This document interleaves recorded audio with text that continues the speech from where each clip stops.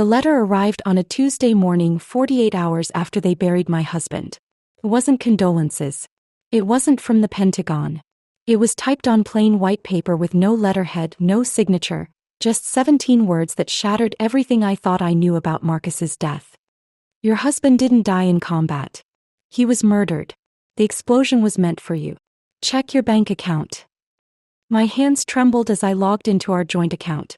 The balance showed $847,329.12, nearly $800,000 that hadn't been there 3 days ago. Money I'd never seen before. Money that Marcus had somehow hidden from me for God knows how long. But that wasn't the worst part. The worst part was the transaction history. Monthly deposits of $15,000 for the past 3 years. All from a company called Meridian Solutions. A company that, according to my frantic Google search, didn't exist. I am Captain Luna Johnson, 82nd Airborne Division, and until that Tuesday morning I thought I was grieving my husband's heroic death in Afghanistan. Now I realized I'd been living with a stranger. And someone wanted me to know it. The funeral had been picture perfect. Flag-draped coffin, 21-gun salute, the works. Marcus looked so peaceful in his dress blues, surrounded by white roses and the solemn faces of our unit. Everyone kept telling me how proud I should be, how Master Sergeant Marcus Johnson had died serving his country. He saved 4 men, Colonel Williams had said, gripping my shoulder with his massive hand. The IED was meant for their convoy. Marcus spotted it first, tried to disarm it manually. He died a hero. I'd nodded and accepted the folded flag with the composure expected of a soldier's widow. Inside I was screaming. Marcus had been my anchor, my compass, my everything for 8 years. We joined the army together, deployed together, built our lives around each other. He was supposed to come home to me. But now, staring at this impossible bank balance, I realized the man I'd mourned might never have existed at all. My phone buzzed. Unknown number. Luna Johnson. The voice was distorted, electronically altered. Did you check the account? Who is this? Someone who cared about Marcus. Someone who tried to warn him. My blood went cold. Warn him about what? Meet me tonight. Denny's on Route 1 outside Quantico. Come alone. Booth in the back, 11 p.m. How do I know you're not? Because if I wanted you dead, Captain, you'd already be in the ground next to your husband. The line went dead. I spent the next 6 hours in my small base apartment, pacing like a caged animal. Every rational part of my military training screamed that this was insane. Meeting an unknown contact based on a threatening phone call? It violated every security protocol I'd ever learned. But the money was real. The bank statements were real. And the cold, growing certainty in my gut that everything I'd believed about my marriage was a lie, that was real too. I arrived at the Denny's at 10:45 p.m., wearing civilian clothes but with my Beretta M9 holstered under my jacket. The restaurant was nearly empty, just a few truckers and a waitress who looked like she'd rather be anywhere else. The booth in the back was occupied by a woman in her 50s with gray-streaked hair and tired eyes. She looked up when I approached and I saw something I recognized, the particular weariness that comes from too many deployments, too many sleepless nights, too much death. Captain Johnson. She gestured to the seat across from her. I'm Janet Morrison. I was your husband's handler. Handler. I slid into the booth, my hand instinctively moving closer to my weapon. What the hell does that mean? Janet stirred her coffee slowly, deliberately. Marcus was CIA Luna. Deep cover for the past 4 years. The deployments, the missions, they were real but not for the reasons you thought. The world tilted. That's impossible. I would have known. Would you? Janet's eyes were kind but unyielding. You were deployed yourself most of that time.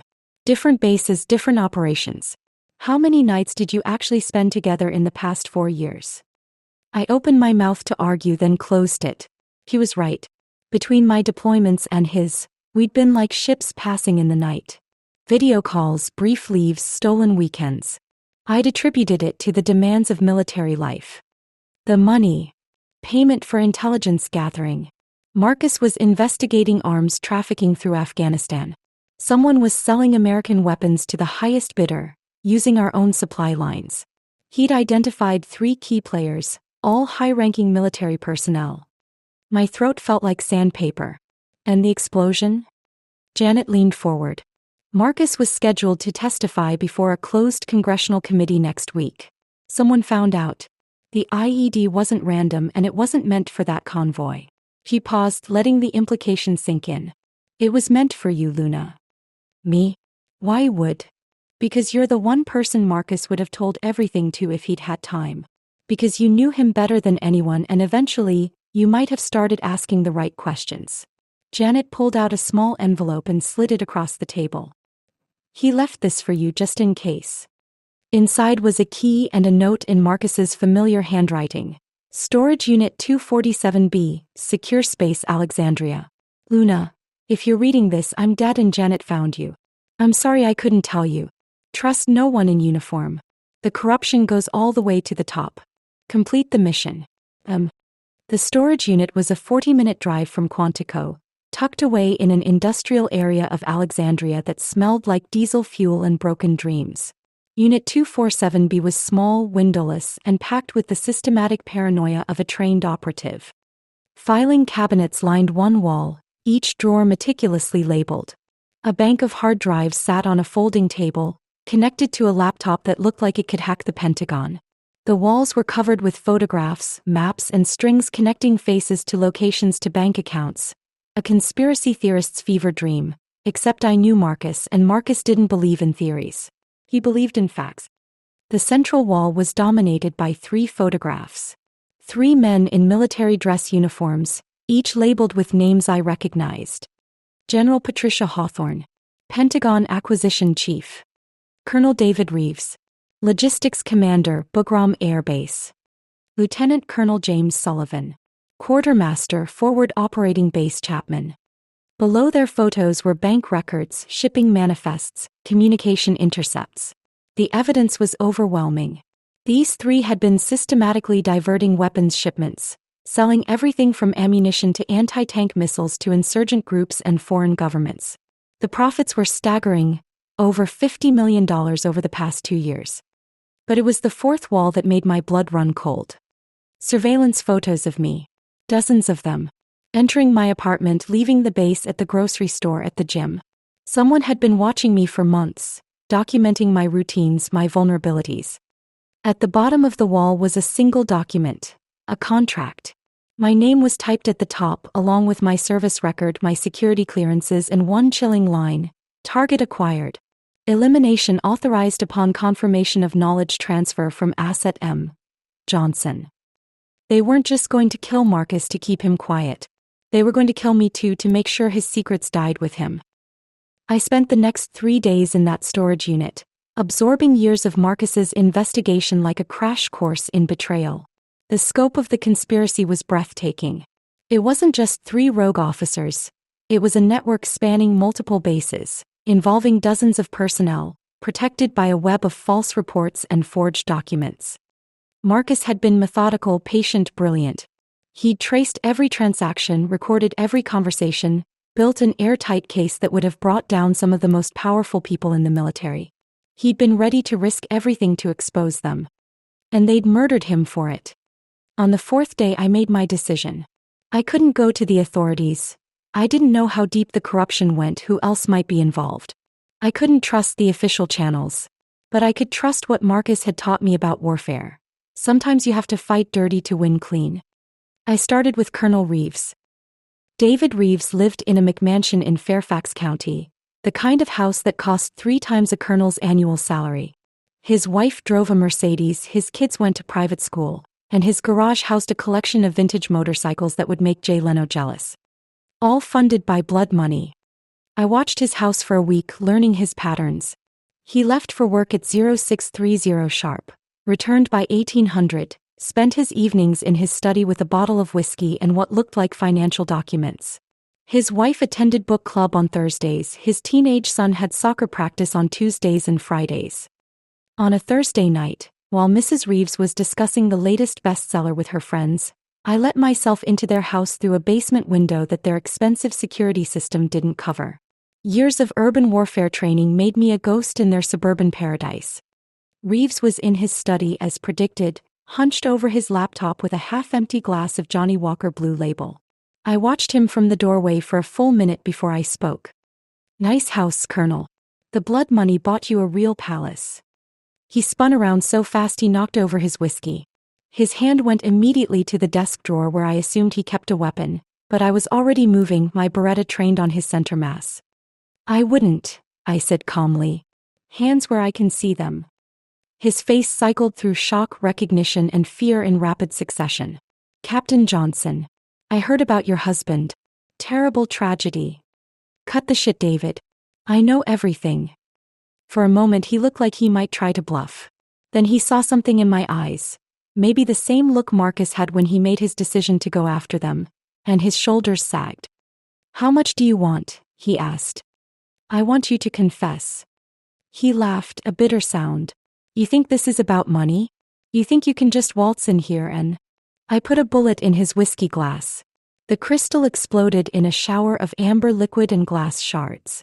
The suppressor on my pistol made the shot sound like a champagne cork popping. I think you killed my husband, I said conversationally. I think you've been selling weapons to terrorists for 2 years. And I think you're going to write down every detail, sign it, and help me bring down your partners. His face went pale. You're insane. Even if I did what you're saying, you can't prove. I pulled out my phone and played an audio recording. His voice clear as day. The next shipment goes out Tuesday. Make sure the manifests show medical supplies only. And find out what Johnson knows. If he's talked to anyone, we need to accelerate the timeline. Reeves stared at the phone like it was a snake. Where did you get that? Marcus was very thorough. He recorded everything. I leaned back in his expensive leather chair. Now about that confession. Took Reeves 4 hours to write down everything he knew. Names, dates, bank accounts, shipping routes, the works. By the time he finished, dawn was breaking over Fairfax County, and I had enough evidence to destroy 24 careers and send half the Pentagon to Leavenworth. But I wasn't done. Not even close. There's one more thing, I told him as I zip-tied his hands behind his back. You're going to call General Hawthorne and tell her you need to meet. Tonight. She'll never. She will if you tell her I'm dead.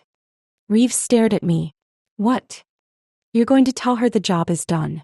That you took care of the loose end. That Luna Johnson had an unfortunate accident and won't be asking any more questions. I smiled, and it wasn't a nice expression. Then you're going to arrange a meeting to celebrate. General Patricia Hawthorne had chosen the venue carefully. A private dining room at the Army-Navy Club in Washington, D.C. Old money, old power. The kind of place where conversations stayed buried.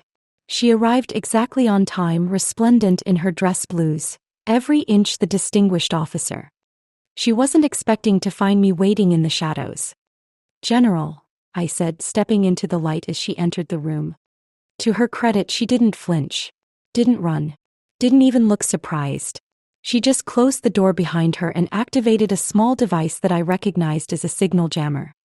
Captain Johnson, I was told you were dead. Reports of my death have been greatly exaggerated. She moved to the bar and poured herself a scotch, her movements controlled and precise. David always was unreliable. I assume he's no longer a problem. He's in federal custody, singing like a canary. Unfortunate. She took a sip of her drink. Your husband was a good soldier, you know. If he'd just minded his own business, none of this would have been necessary. The casual way she discussed Marcus's murder made my finger tighten on the trigger of the gun hidden in my jacket. You killed him. I eliminated a threat to national security. Her voice carried the absolute certainty of someone who'd convinced herself that treason was patriotism. Do you have any idea how much good that money has done? The black sites we've funded, the operations we've enabled, the terrorists we've eliminated with the intelligence we've purchased. With weapons you stole from American soldiers. With resources we reallocated for maximum strategic impact. She finished her drink and set the glass down carefully. Your husband couldn't see the bigger picture. I hope you're more pragmatic. I pulled out my phone and hit record. Tell me about the bigger picture, General. For the next 30 minutes, Patricia Hawthorne laid out the entire conspiracy. Not just the weapons trafficking, but a web of corruption that stretched across 3 continents and involved intelligence agencies, defense contractors, and foreign governments. She spoke with the pride of someone who thought she was a patriot, A visionary who'd found a way to fund America's shadow wars without congressional oversight.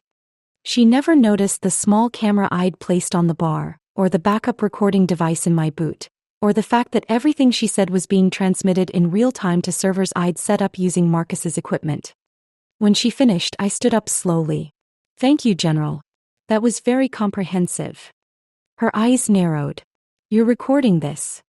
Every word. It won't matter. Who are you going to take it to? Do you think anyone will believe you? A grieving widow with a grudge against your husband's commanding officers." She smiled coldly. "I have friends in very high places, Captain. Friends who understand that sometimes sacrifices must be made for the greater good." "Maybe. But I don't think your friends will be very understanding when this goes public." I pulled out a second phone and showed her the screen. It displayed a live streaming platform with over 50,000 viewers currently watching.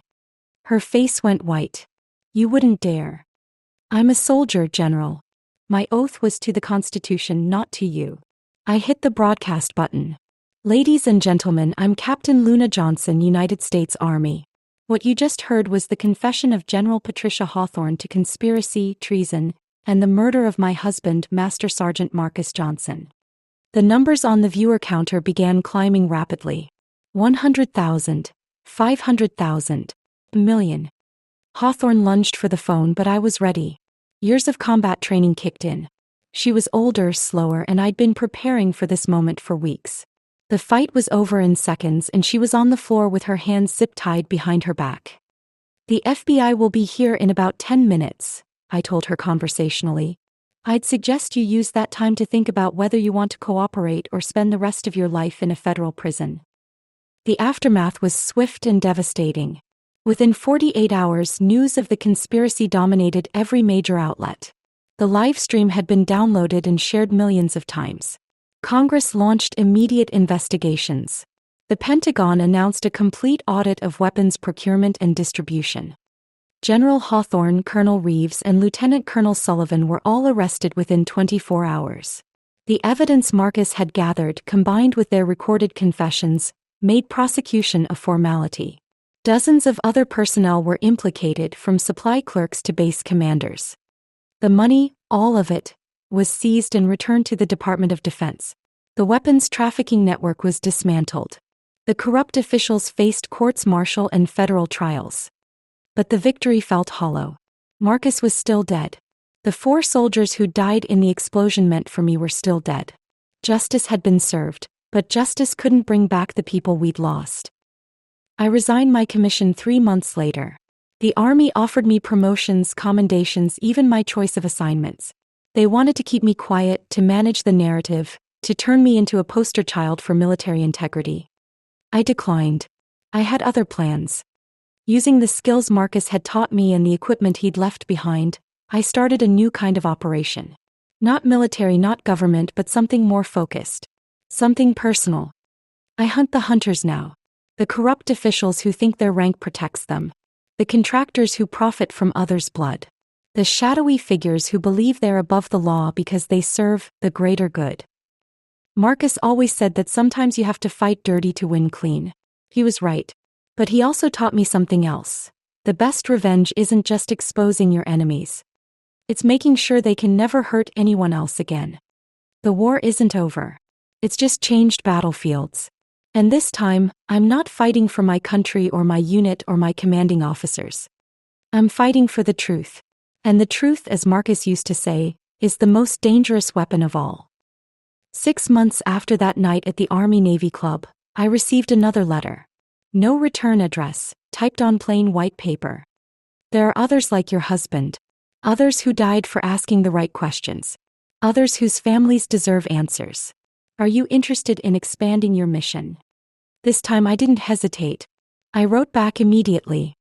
"Send me their names." The silent war continues. But now I'm not fighting it alone. If this story resonated with you, if you've ever felt silenced or betrayed by those who were supposed to protect you, please subscribe to Revenge Tempest. We share stories of justice, truth, and the courage it takes to fight back against corruption. Let me know in the comments where you found us. Your support means everything in this fight for accountability and justice.